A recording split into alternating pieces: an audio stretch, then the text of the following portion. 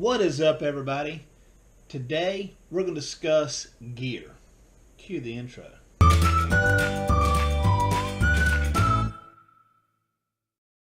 So today we're going to discuss, for the 3-minute tip, gear. I'm a full-time professional photographer and I shoot commercial and sports. And you would think because of that I would have just a huge selection in my kit. But I don't. When I went full-time and quit my previous job, I knew I could not take on bukus of debt and make it. It just isn't possible. So I had to figure out what I could shoot with minimal gear because gear is expensive. I did not have a full-time job that would provide disposable income so that I could accumulate my gear, because I did this quitting my job and going full-time. And even though you always hear photographers say gear doesn't matter, it's the photographer. Gear does matter. Without the proper gear, you will not succeed. That being said, I've made it for nearly 3 years now, full time, on very minimal gear. Now, why do I say equipment does matter? This camera here is horrible in low light. This camera, believe it or not, is great in low light, but I have more of a fisheye effect. What's cool about this camera? This is my cell phone, and one of the features that this camera has, it shoots up to 240 frames per second. What does that mean?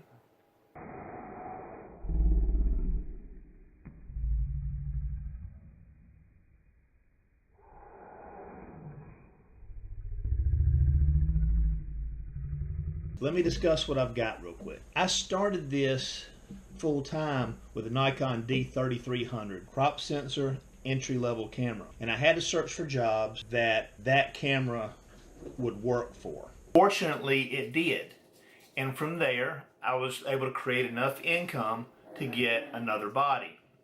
That body was the Nikon D750. The Nikon D750 is not a sports camera, but I could use it for sports. It's great for portraits. It's great for landscape. The dynamic range was phenomenal, which allowed me to capture images that the D3300 would never work with. Fortunately, as I progressed through this D750 is now my secondary body. I do this full time. I cannot afford for a camera to go down. So, my secondary body, a Nikon D750. My primary body now is the Nikon D850. It's like the 750 on steroids. It shoots faster.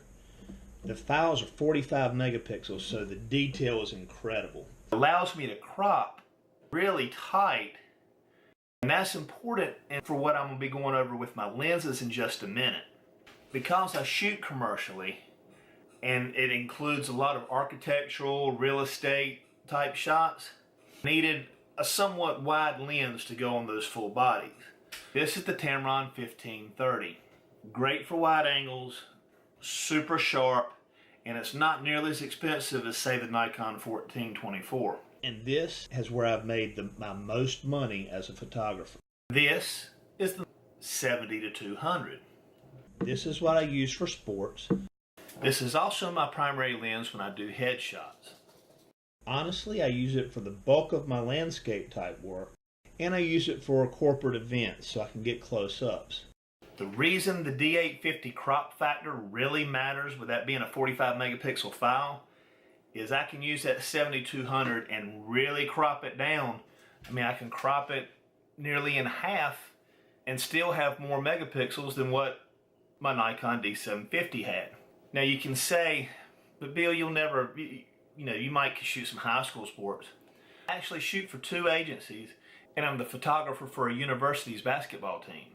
So yes, just that 70-200 will work. As far as other equipment, I do have a tripod that one of these cameras is on. I also have a backdrop stand with 3 constant lighting umbrella lights. I use those primarily for headshots. But as far as equipment, that's what I've got. It has worked ideally for me. So if you want to go into this full-time or even part-time where you're trying to make money, that it's not a hobby, but you're trying to make money, you don't have to go buy everything. Just look at what you need and then as you make that money, then you can add on to your equipment. That's probably the best tip I can ever give someone that wants to become a professional photographer.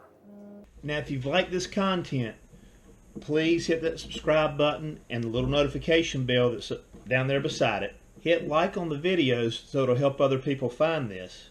And feel free to share any of your social media accounts. So, until next time.